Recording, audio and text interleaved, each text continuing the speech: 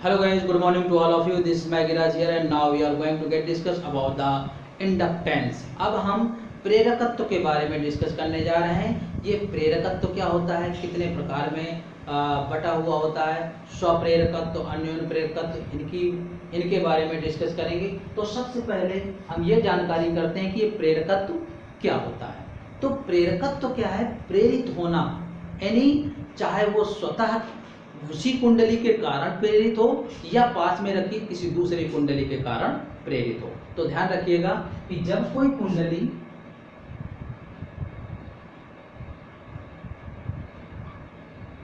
ये है पास में रखी दूसरी कुंडली के कारण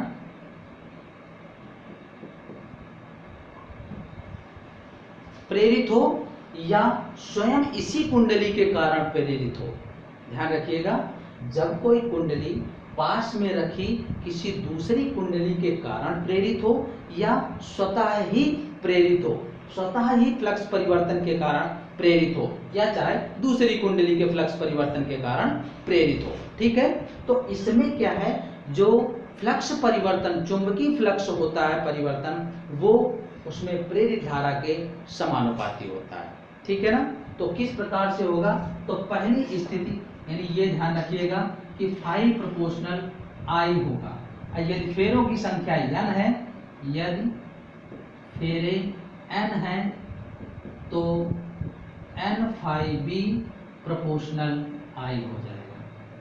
तो ध्यान रखिएगा, जब कोई एक कुंडली, ये कुंडली फर्स्ट है और ये कुंडली सेकंड है, तो जब कोई कुंडली अपने पास में रखी दूसरी कुंडली में चुंबकीय फ्लक्स के परिवर्तन के कारण यहां पर कुछ धारा प्रेरित हो, चाहे स्वयं की ही कुंडली में फ्लक्स परिवर्तन के कारण कुछ धारा प्रेरित हो, दोनों ही स्थितियों में वो फ्लक्स जो था उसमें प्रेरित धारा के समानुपाती होता है। और यदि फेरों की संख्या n है तो n फाई बी प्रोपोर्शनल आई हो जाएगा।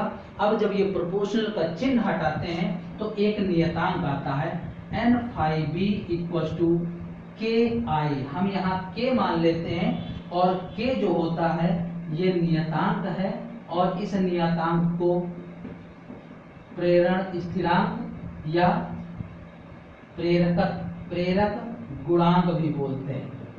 ठीक है ना, ये बोलेंगे। अब ये प्रेरक गुणांक दो में बढ़ जाएगा। कब? देखिएगा कि k का मान एक बार ये हो जाएगा L के इक्वल और एक बार हो जाएगा M के इक्वल। L जो होता है स्वप्रेरण गुणांक है, आप इसको ऐसे लिख सकते हैं, प्रेरण गुणांक, ये स्वप्रेरण गुणांक है। और दूसरा इसको बोलते हैं अन्योन्य प्रेरण गुणांक। कोई जरूरी नहीं कि आप इसको के ही लिखें, आप इसको कोई भी स्थिरांक मान सकते हैं। बस यहाँ पर जो भी स्थिरांक होगा वो प्रेरण स्थिरांक या प्रेरण गुणांक होगा। तो अब ये प्रेरण गुणांक L कब होगा?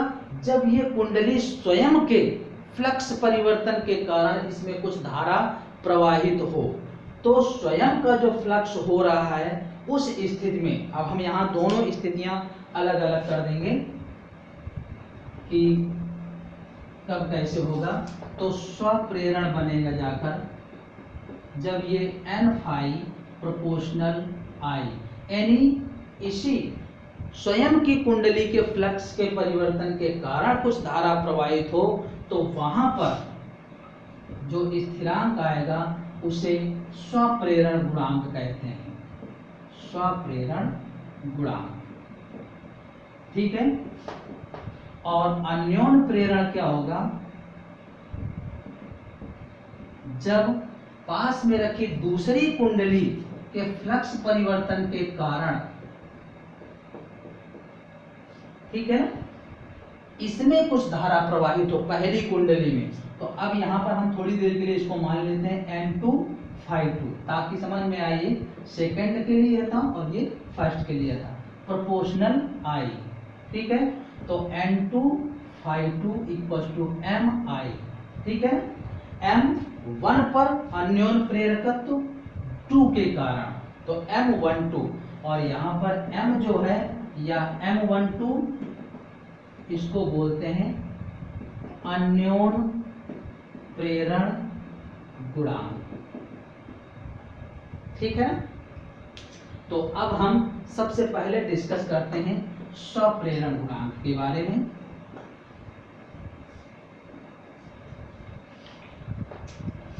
स्वप्रेरण गुणांक, तो ये कोई कुंडली है,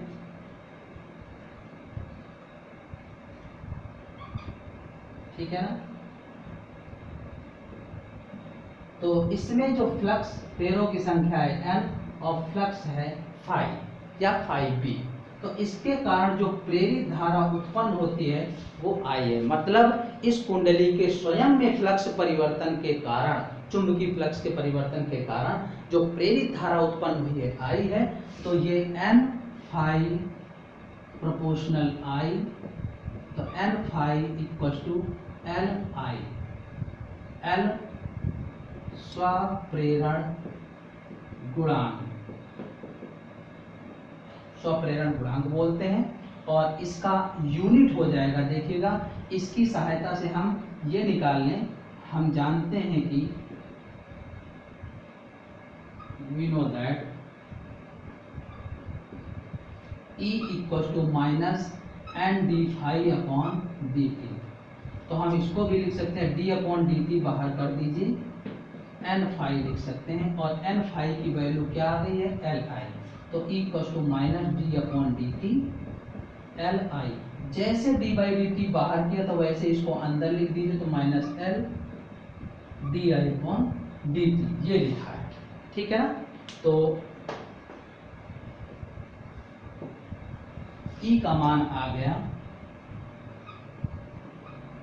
minus L D I upon D T, ये मापांक मान है।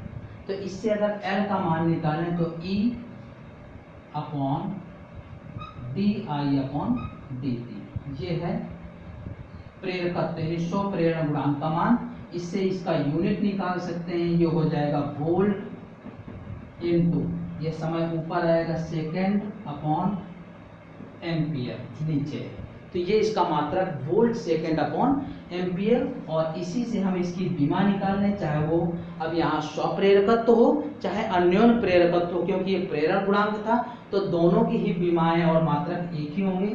तो M L square T minus 3 A minus 1 T upon A, तो ये आ जाएगा M L square T minus 2 A minus 2, ठीक है ना।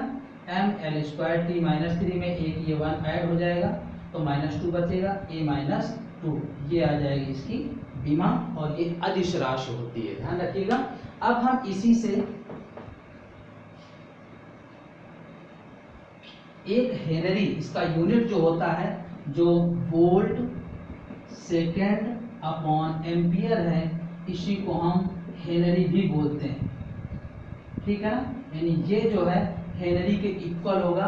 तो 1 हेनरी क्या होगा, देखिएगा जब ये 1 वोल्ट हो और ये 1 एम्पियर पर सेकेंड हो, तो इसकी वैल्यू 1 आएगी और इसको हम 1 हेनरी बोलेंगे, ठीक है ना। तो 1 हेनरी क्या होगी कि जब किसी कुंडली में 1 एम्पियर की धारा 1 सेकंड तक प्रवाहित करें और उसमें उत्पन्न प्रेरित विद्युत वाहक बल 1 वोल्ट हो, उस कुंडली का स्वप्रेरण गुणांक 1 हेनरी होगा, ठीक है ना। इसी सूत्र से हमने निकाले, देखिए D I upon D T का मान 1 एम्पियर प्रति सेकंड है, यानी 1 एम्पियर की धारा 1 सेकंड तक प्रवाहित हो अगर किसी कुंडली में, यदि किसी कुंडली में 1 एम्पियर की धारा 1 सेकंड तक प्रवाहित करें और उसमें उत्पन्न प्रेरित विद्युत वाहक बल का मान 1 वोल्ट हो, तो उस कुंडली का स्वप्रेरण गुणांक 1 हेनरी होगा। तो इस प्रकार से हम 1 हेनरी का मान भी ज्ञात कर लेंगे या डिफाइन भी कर सकते हैं। अब हम इसी से देखिएगा कि इसका मान क्या होता है एल का, प्रेरकत्व का, स्वप्रेरण गुणांक का। तो नेक्स्ट नोट है, हमने ये सॉल्व किया, we know that N phi equal to L I, ठीक है ना। तो उस कुंडली में एकांक लंबाई पर, ये जो कुंडली थी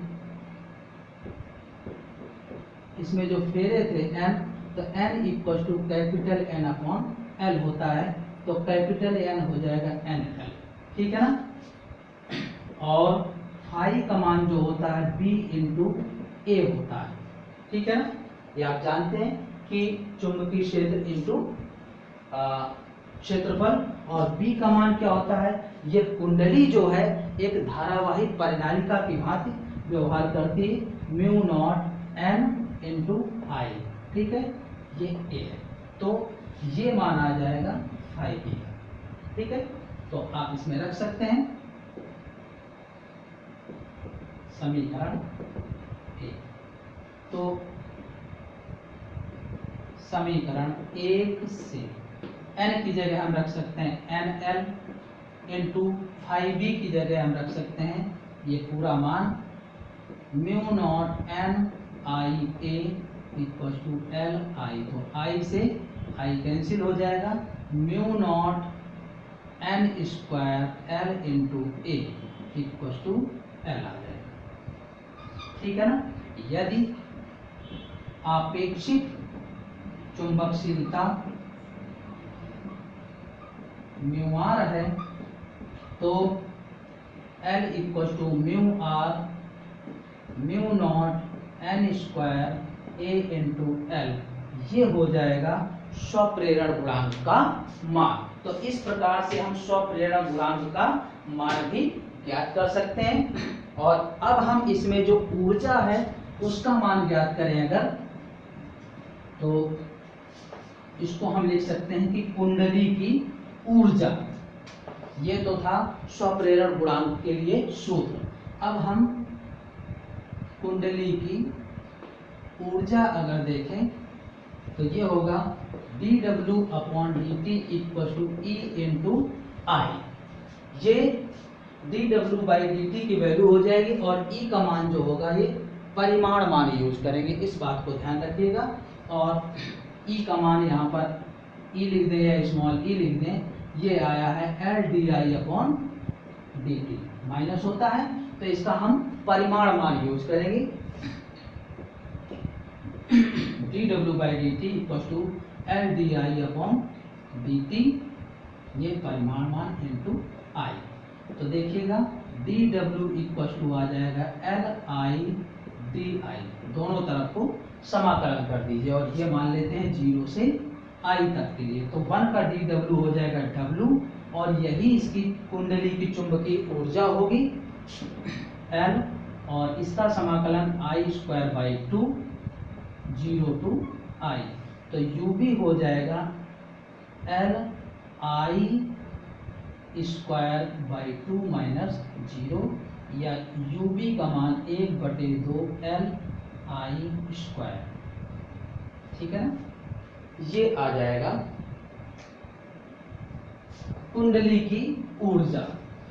अब हम अगर इस कुंडली की ऊर्जा को एकांक आयतन पर निकालें, एकांक आयतन पर कुंडली की ऊर्जा, तो देखिएगा ये हमने UB का मान जो निकाला है 1/2 एल आई स्क्वायर, ये है जहां L का मान आया है सामान्यतः mu not N square A into l, इतना आया है, और B equal to mu not n i होता है, तो इससे I का मान निकाल दीजिए B upon mu not N, ठीक है, ये आ जाएगा। तो इस समीकरण में रख दीजिएगा समीकरण 1 से, तो UB equal to 1/2 mu not N square A L into B upon mu not N whole square, तो UB आ जाएगा 1/2 म्यू नॉट एन स्क्वायर, क्षेत्रफल इंटू लंबाई आयतन हो जाएगा B square upon mu not square N square, तो N square से एन स्क्वायर कैंसिल हो जाएगा, ठीक है ना।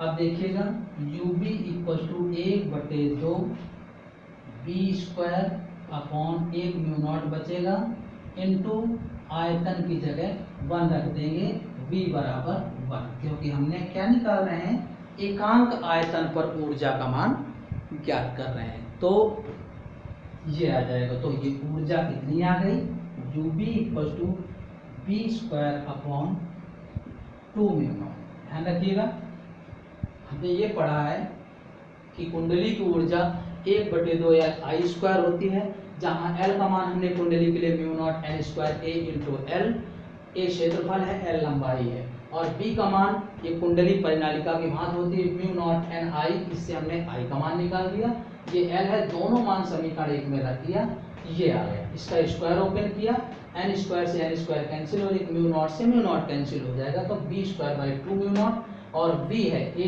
इंटू एल वॉल्यूम हो जाएगा, और वॉल्यूम एकांक वॉल्यूम यूनिट वॉल्यूम पर एकांक आयतन पर आयतन की जगह 1 रख देंगे, तो एकांक आयतन पर कुंडली की ऊर्जा v square by 2 mu not प्राप्त हो जाएगी।